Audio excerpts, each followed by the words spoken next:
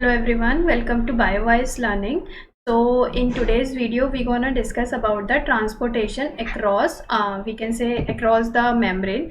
तो ट्रांसपोर्टेशन की एक्चुअल में हम ज़रूरत क्यों समझते हैं? कोई भी हमारा सेल है, हमारे सेल ये हमारा एक सेल है। कुछ ऐसी चीज़ें होंगी जो सेल के बाहर के एनवायरनमेंट में होंगी, कुछ ऐसी चीज़ें होंगी जो बाहर सेल के इंटरनल एनवायरनमेंट में होंगी। ऐसा तो नहीं हो सकता ना सेल के अंदर सब कुछ प्रेजेंट है या फिर बाहर सब कुछ प्रेजेंट है, बाहर कुछ जाने की ज़रूरत ही नहीं है।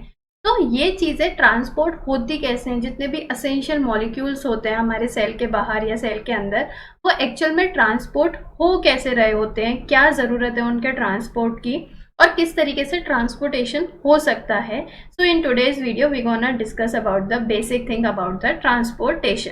तो अगर हम बात करें बेसिकली, हम यहाँ पे प्लांट सेल की बात, हम किसी भी सेल की बात करें जिसके पास सेल मेम्ब्रेन प्रेजेंट है। तो सेल मेम्ब्रेन एक्चुअल में किससे बनी होती है? हमने ये पढ़ा है सेल मेम्ब्रेन, या फिर हम उसको क्या कह सकते हैं, हम उसको प्लाज्मा मेम्ब्रेन भी बोल सकते हैं। ये एक ही चीज के दोनों नाम है, कंफ्यूज नहीं होना है। तो ये जो सेल मेम्ब्रेन या प्लाज्मा मेम्ब्रेन बनी होती है वो किसकी बनी होती है? वो लिपिड की बनी होती है और प्रोटीन की बनी होती है। कार्बोहाइड्रेट भी प्रेजेंट होता है, कोलेस्ट्रॉल्स के भी वो होते हैं, वो सब बात अलग है, वो एक प्लाज्मा मेम्ब्रेन का टॉपिक है। अगर हम यहाँ बेसिक नेचर देखें कि जो सेल मेम्ब्रेन है वो लिपिड और प्रोटीन की बनी हुई है, और उनका अरेंजमेंट कैसे हो रखा है? उनका अरेंजमेंट हो रखा है बाई लेयर में। तो बाई लेयर में अगर इस तरीके से है, ये एक लेयर हो गई और इससे ये दूसरी लेयर हो गई। तो इस तरीके से ये पूरा अरेंजमेंट होता है पूरी सेल मेम्ब्रेन पे, जो कि ये होता है, ये जो यहाँ पे जो ग्लोबुलर स्ट्रक्चर हम बोल सकते हैं, जो जो ऊपर का स्ट्रक्चर होता है ये पोलर होता है, मीन्स हाइड्रोफिलिक होता है। और ये अंदर की तरफ जो होता है, क्योंकि उसको बचना है बाहर के एनवायरनमेंट से, बाहर के फ्लूइड एनवायरनमेंट से, उसे वाटर से बचना है। सो ये नॉन पोलर होता है। नॉन पोलर मतलब हाइड्रोफोबिक होता है नेचर में। तो अगर कोई मॉलिक्यूल नॉन पोलर है तो वो बहुत आराम से ट्रांसफर कर जाएगा इस बाई लेयर से, बहुत ही आराम से ये पास ऑन कर जाएगा। लेकिन अगर कोई मॉलिक्यूल पोलर है, किसी का नेचर ही पोलर है, तो वो यहाँ पे वो नॉन पोलर जो एरिया है, जो ज्यादा एरिया कवर कर रहा है सेल मेम्ब्रेन का, वो उसको वहां से ट्रांसफर ही नहीं करने देगा, वो उसको वहीं पे रोक देगा। तो ऐसे मॉलिक्यूल्स का ट्रांसफर करने के लिए हमें कुछ अलग तरीके के प्रोटीन्स की जरूरत पड़ती है, कुछ अलग तरीके की चीजों की जरूरत पड़ती है, जो जिसकी हेल्प से ये जितने भी पोलर मॉलिक्यूल्स होते हैं वो मेम्ब्रेन को ट्रांसपोर्ट कर सकते हैं, ये मेम्ब्रेन को क्रॉस कर सकते हैं। So the two main classes of the membrane protein that mediate this transfer are the transporter या फिर channels। ट्रांसपोर्टर्स की मदद से ये आपस में ट्रांसपोर्ट हो सकते हैं। ट्रांसपोर्टर्स भी कुछ तरीके के प्रोटीन्स होते हैं। और चैनल का मतलब ही ये, अगर ये ऐसे कोई मेम्ब्रेन है तो ये एक चैनल फॉर्म हुआ, एक पाइप सा फॉर्म हुआ, और यहाँ से वो आराम से ऐसे खिसक करके आ गया मॉलिक्यूल। तो चैनल के थ्रू हो सकता है या ट्रांसपोर्टर के थ्रू हो सकता है। अगर ट्रांसपोर्टर्स की बात करें, they shifts a small organic molecule और the inorganic ion from one side of the membrane to the other side by changing the shape. Cell membrane की शेप चेंज होगी, ट्रांसपोर्टर प्रोटीन उसमें हेल्पफुल होंगे और वहां से शिफ्टिंग हो जाएगी। या फिर चैनल फॉर्म कर सकता है, form the tiny hydrophilic pores across the membrane through which the such substance can pass by diffusion. Most channels only permit the passage of the inorganic ions and are therefore called the ion channels। इन सब के बारे में हम पढ़ेंगे आगे चल के कि चैनल्स किन किन तरीके के होते हैं। तो ये अलग अलग तरीके से चैनल फॉर्म कर सकते हैं, जिसके अंदर से आयंस पास ऑन हो सकते हैं, डिफ्यूजन हो सकता है, ये अलग अलग चीज़ें होती हैं। या फिर वोल्टेज के थ्रू हमारा वोल्टेज गेटेड चैनल होता है। तो अलग अलग चैनल फॉर्म होते हैं जिससे कि ट्रांसपोर्टेशन हो रहा होता है। अगर हम बेसिक चीज देखें कि हमारे सेल मेम्ब्रेन से क्या क्या चीजें इजीली पास हो सकती हैं, क्या क्या चीजें पार्शियली पास हो सकती हैं, और कौन सी ऐसी चीजें हैं जो बिल्कुल भी पास नहीं हो सकती। अगर ये हम एक आर्टिफिशियल बाई लेयर सिस्टम लें, तो अगर हम उसमें देखें जो स्मॉल नॉन पोलर मॉलिक्यूल हैं, जैसे कि हमारी gases, oxygen, carbon dioxide, nitrogen, steroid, hormones, जितनी भी हमारी ये गैसेस हैं, स्टेरॉइड्स हैं, हार्मोन्स हैं, ये बहुत इजीली सेल मेम्ब्रेन से पास हो जाती हैं विदाउट एनी, कोई भी उसमें रुकावट नहीं होगी, किसी भी एक्स्ट्रा चीज की उसमें हेल्प नहीं चाहिए होती। जो अनचार्ज मॉलिक्यूल हैं या फिर पोलर मॉलिक्यूल्स हैं उनको थोड़ी दिक्कत होती है, जैसे कि H2O, वाटर, इथेनॉल, ग्लिसरॉल, ये पार्शियली मूव कर सकते हैं बट मैक्सिमम केसेस में ये सेल मेम्ब्रेन को नहीं पास कर पाते। जो लार्ज मॉलिक्यूल है और अनचार्ज भी हैं, पोलर भी हैं, जैसे कि amino acid, glucose and nucleosides, ये इतना इजीली ट्रांसफर नहीं कर सकते हैं हमारी मेम्ब्रेन को। और रही बात आयंस की, आयंस तो कैसे भी हमारी मेम्ब्रेन को पास नहीं कर सकते हैं, इनके लिए एक अलग से चैनल, एक अलग से कुछ ना कुछ प्रोटीन्स की हेल्प चाहिए ही होती है, तभी ये सेल मेम्ब्रेन को पास कर सकते हैं, बाहर से अंदर या अंदर से बाहर आ सकते हैं। So rate at which the molecule crosses the protein-free artificial lipid by membrane by simple diffusion depends on its size, उसके साइज पे डिपेंड करता है, प्लस सॉलिबिलिटी पे भी डिपेंड करता है। ये दो फैक्टर बहुत ज़्यादा इंपॉर्टेंट है। अगर बहुत बड़ा साइज होगा तो भी नहीं वो पास कर सकता है, और सॉलिबिलिटी मीन्स वो पोलर है या नॉन पोलर है, उस पर भी डिपेंड करता है। The smaller the molecule and more importantly the fewer its favorable interaction with the water, that is less polar it is, the more rapidly the molecule diffuses across the bilayer। अगर वो water मतलब वो water loving नहीं है तभी तो वो non polar area को पास कर पाएगा, हाइड्रोफोबिक एरिया को पास कर पाएगा।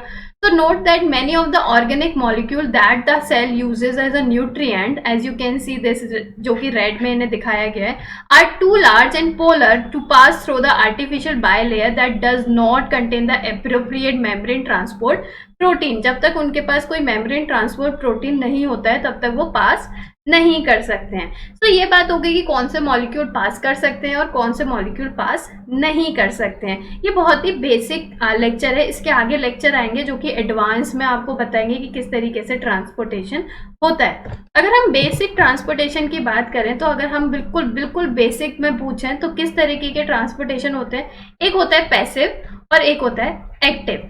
पैसिव का मतलब होता है no energy requirement, no energy needed.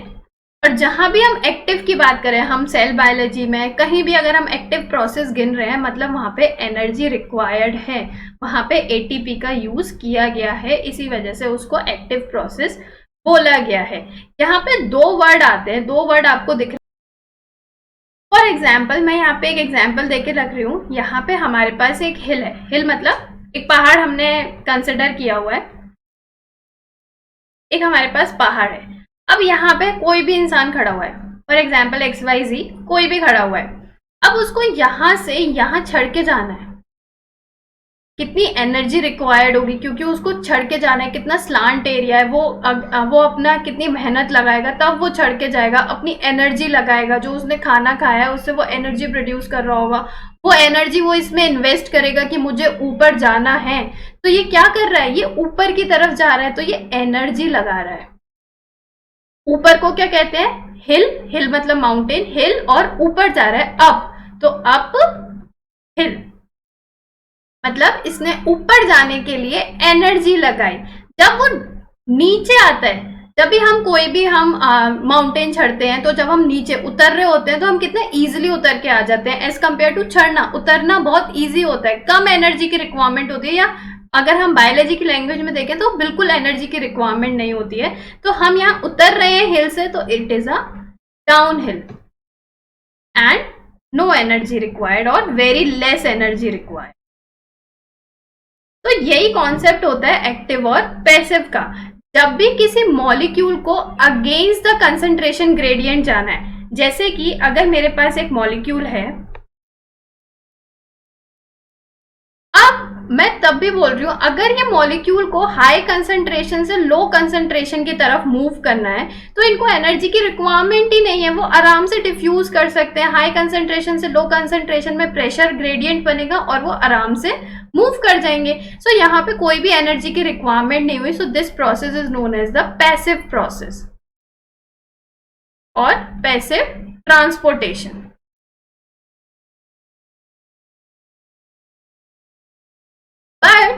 एक जगह पे ऑलरेडी कमी है लेकिन तब भी वहीं से चीजें जा रही हैं, अगेंस्ट द कंसंट्रेशन ग्रेडियंट चीजें मूव कर रही हैं, लो कंसंट्रेशन से towards the high concentration move कर रही हैं। अब उसके पास ऑलरेडी कमी है, वो कम प्रेशर से ज्यादा प्रेशर की तरफ जा रहा है, कम कंसंट्रेशन से ज्यादा कंसंट्रेशन की तरफ जा रहा है, तो उसको कुछ ना कुछ एनर्जी रिक्वायर्ड होगी ना, तभी तो वो प्रेशर जनरेट कर पाएगा कि वो लो से हाई की तरफ मूव कर सके। अब आप एक बात बताइए, आप हमने कोई टॉपिक पढ़ा, हमें उस टॉपिक के बारे में बिल्कुल भी नॉलेज नहीं है, बिल्कुल जीरो पे है अगर हम उस टॉपिक पे, और हम उसे अच्छा करना चाहते हैं, हायर स्टडी करना चाहते हैं उस टॉपिक के बारे में, तो हमें ज्यादा एनर्जी लगानी पड़ेगी। लेकिन अगर हमें उस टॉपिक के बारे में ऑलरेडी बहुत कुछ पता है, तो हम हल्का सा रिविजन करके भी उस टॉपिक को प्रिपेयर कर जाएंगे, तो हमें कम एनर्जी लगानी पड़ेगी। तो यहीं पे ये कॉन्सेप्ट चला, अगर कम मॉलिक्यूल की कंसंट्रेशन से ज्यादा की तरफ वो मूव कर रहा है, उसे एनर्जी की रिक्वायरमेंट है, तो this process is known as the active process. I am hoping ये समझ में आया होगा कि एक्टिव और पैसिव प्रोसेस और अपहिल और डाउनहिल हम कैसे कंसीडर करते हैं। पैसिव प्रोसेस को ही हम डाउनहिल प्रोसेस कहते हैं, मतलब डाउनहिल मतलब हाई कंसंट्रेशन से लो कंसंट्रेशन की तरफ जाना, high concentration to low concentration. और एक्टिव प्रोसेस को ही हम अपहिल प्रोसेस बोलते हैं, because it is moving from low concentration to high concentration. So I am hoping this concept is clear to you all. अगर हम पैसिव प्रोसेस देखें, the direction of the transport depends on the relative motion, relative concentration of the solute on the either side of the membrane. Molecule will spontaneously मतलब अपने आप ही flow होते हैं downhill from the region of high concentration to the region of low concentration. Such movement called the passive movement because they need no additional driving force. उनको कोई भी extra force की जरूरत नहीं पड़ती है, वो खुद में खुद पढ़ते रहते हैं, खुद में खुद move करते रहते हैं। तो पैसिव डिफ्यूजन इज दस a non selective process. Non selective क्यों हुआ? क्योंकि जैसे ही कंसंट्रेशन ग्रेडियंट बनेगा वो अपने आप ही मूव करते जाएंगे, कोई भी सिलेक्शन नहीं होगा यहाँ पे। By which any molecule able to dissolve in the phospholipid bilayer is able to cross the plasma membrane. जो भी डिसॉल्व हो सकता है सेल मेम्ब्रेन में, वो पास कर जाएगा सेल मेम्ब्रेन से। On the other side, the active process to move the solute against its concentration gradient. Against मतलब लो से हाई की तरफ मूव करना। A membrane transport protein must do work. यहाँ पे membrane transport protein का बहुत ज्यादा जरूरत पड़ती है। It has to drive the flow uphill by coupling it with the some other process that provides the input of the energy. The movement of the solute against its concentration gradient in this way is termed as the active process and it carried out by the special type of transporter known as the pumps. इसके बारे में हम आगे पढ़ेंगे कि ये किस तरीके से pumps काम करते हैं, किस तरीके से प्रोटीन यहाँ पे काम कर रहे होते हैं, which harness an energy source to power the transportation process. ये पंप्स जो होते हैं, जो प्रोटीन्स जो होते हैं, वो एनर्जी रिक्वायरमेंट रखते हैं, उस एनर्जी को यूज करके ट्रांसपोर्टेशन करा रहे होते हैं अगेंस्ट द कंसंट्रेशन ग्रेडियंट। सो इस तरीके से ये आपकी एक पिक्चर है, आप देख सकते हो, ये एक सेल मेम्ब्रेन है, यहाँ पे सिंपल डिफ्यूजन हो रहा है। Simple diffusion comes under the passive process. Channel mediated हो रहा है या ट्रांसपोर्टेशन मीडिएटेड हो रहा है। और एक्टिव प्रोसेस में अगर आप देखें तो लो कंसंट्रेशन से हाई कंसंट्रेशन, हाँ आप कंसंट्रेशन ग्रेडियंट दे सकते हैं। तो एक्टिव प्रोसेस में क्या मूवमेंट हो रहा है, इस तरीके से एरो बना हुआ है, लो टू हाई मूवमेंट हो रहा है, एनर्जी का रिक्वायरमेंट हो रहा है। So this consider under the active process. So transporter का यूज करके हम एक्टिव और पैसिव दोनों तरीके से कर सकते हैं।